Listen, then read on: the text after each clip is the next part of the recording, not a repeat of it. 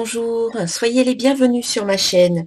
Donc les personnes qui rejoignent ma chaîne, qui ne me connaissent pas encore, je suis Corinne Madelin, je suis la créatrice de l'Oracle de Cristal.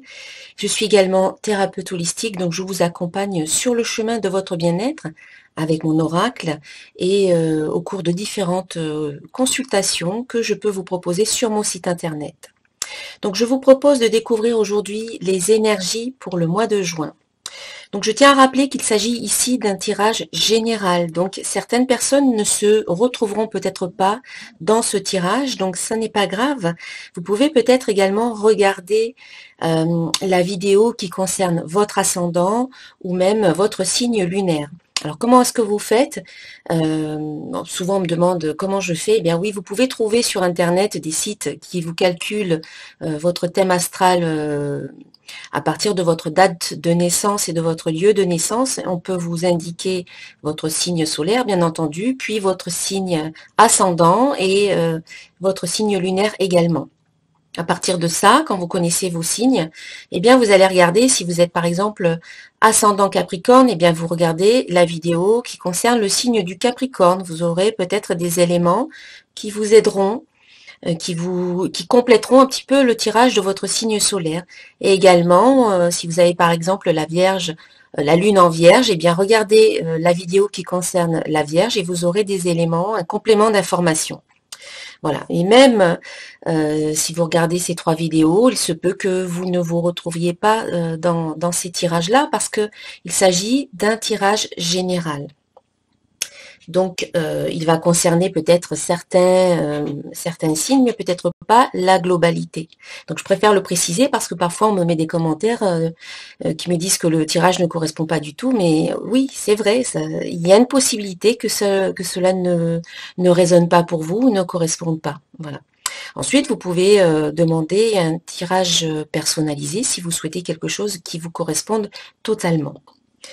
Malgré tout, ces tirages eh bien, peuvent avoir une certaine résonance à partir du moment que vous regardez une vidéo. Eh bien, il y a peut-être des informations qui vous sont utiles. Peut-être que vous ne vous en rendez pas compte sur le moment, mais il y a en tout cas au niveau de l'énergie, il y a un échange d'énergie. Vous recevez des informations qui vont vous apporter quelque chose à un moment donné, même si vous n'en avez pas conscience. Peut-être des réponses, peut-être des solutions qui pourront apparaître par la suite. Voilà. Il faut laisser la porte ouverte un petit peu à cet échange d'énergie.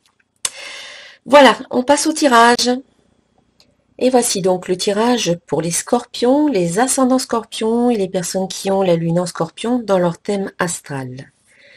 Alors, tout d'abord, on nous dit: n'aie pas peur de l'inconnu, c'est un temps d'exploration intérieure et de transformation. Les territoires étrangers ouvrent de nouveaux horizons. Donc voilà, il y a certainement de la nouveauté qui arrive pour vous dans votre vie au mois de juin. Donc certainement, eh bien, il peut y avoir la peur, la fameuse peur de l'inconnu. On vous invite vraiment à faire confiance, à ne pas avoir peur et à aller de l'avant. Cela vous permettra de découvrir, oui, de nouveaux horizons, de vivre de nouvelles situations, de rencontrer de nouvelles personnes, ce qui va vous permettre d'aller plus loin et d'évoluer sur votre chemin personnel. En début de mois, eh bien, vous êtes un aimant puissant et vous attirez à vous tout ce qui résonne sur la même fréquence que la vôtre. Alors, faites en sorte que votre fréquence soit élevée et soit surtout alignée sur votre désir. Quel que soit votre désir, vos rêves, vos projets, faites en sorte eh bien d'être, d'avoir une vibration dominante élevée, calée sur la joie, sur le bien-être, sur la satisfaction, sur la confiance, sur l'amour. Donc pour cela, eh bien, privilégiez des pensées positives, accompagnez ces pensées positives eh bien d'émotions également positives, émotions de joie, de satisfaction, de gratitude, d'amour. Également, essayez d'avoir autant que possible des croyances positives à votre sujet, des croyances aidantes, des croyances qui vont vous aider à vous sentir bien, à avoir une bonne estime de vous-même. Et puis également des paroles positives, sans jugement, et des actions inspirées qu'elle est basée sur votre cœur, sur votre ressenti intérieur. Quand vos pensées, vos émotions, vos croyances, vos paroles, vos actions sont bien alignées l'une sur l'autre, sont bien cohérentes, eh bien, vous êtes parfaitement apte à réaliser et à créer ce que vous souhaitez sans blocage, sans résistance. Donc une manifestation rapide de ce que vous souhaitez.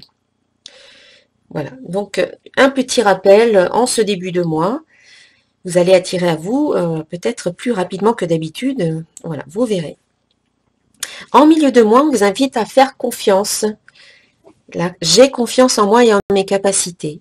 Donc, ne doutez pas de vous, n'ayez aucune crainte, sachez que vous possédez déjà en vous tout ce dont vous avez besoin pour réaliser vos projets, pour atteindre vos objectifs, pour mettre en place ce que vous avez envie de mettre en place, pour créer certaines choses qui vous tiennent à cœur. Donc, gardez confiance en vous. Voilà, faites-vous confiance parce que vous avez déjà en vous les ressources et les capacités pour créer ce que vous souhaitez. Vous êtes un maître créateur, ne l'oubliez pas, et surtout vous êtes un aimant puissant. Donc, n'insinuez pas de doute, ne mettez pas le doute dans la création, dans l'équation de la création de vos projets, parce que vous allez ralentir, vous allez créer des résistances finalement si vous doutez. Donc, gardez confiance et sachez que vous êtes bien accompagné. Et en fin de mois, on vous invite à être de plus en plus authentique, à être vrai avec vous-même, à être honnête avec vous-même et aussi avec les autres.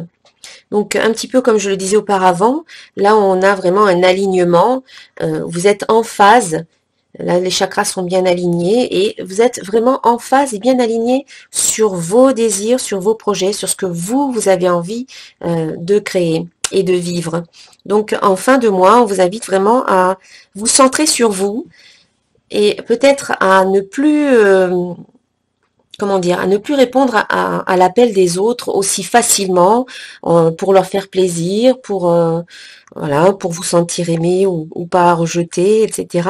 On a tendance à se plier en quatre pour les autres et puis on s'oublie. Donc ici, c'est revenir vers vous, vous centrer sur vous-même, penser à vous et faire ce qu'il faut pour votre bien-être, pour vous sentir bien et pour vous sentir complètement en phase avec qui vous êtes, avec votre être profond. Voilà, un joli mois pour vous, mes chers amis les scorpions. Ensuite, en ce qui concerne le domaine professionnel et financier, j'ai tiré une carte divinatoire d'Algariel, c'est la carte 18. Alors, c'est le crâne. C'est pas le crâne, c'est le repos éternel. Voilà, le nom de la carte, c'est le repos éternel qui représente un crâne. Alors, il s'agit d'une carte neutre. Cette carte est le symbole de la mort et de la résurrection. Elle indique la fin d'une situation et son renouveau. Le crâne est rattaché au passé, à la mémoire des expériences et aux connaissances. Elle représente les esprits anciens. Cette carte n'est pas négative, cependant elle peut le devenir suivant les cartes alentour. Il n'y a pas de carte négative alentour, donc c'est très bien. Sur un plan général, elle indique un changement brutal dans votre vie pouvant toucher toutes les sphères. Elle symbolise le passage d'un état à un autre comme une métamorphose. Elle annonce... Elle annonce peut-être parfois une période négative obligatoire pour un aboutissement positif.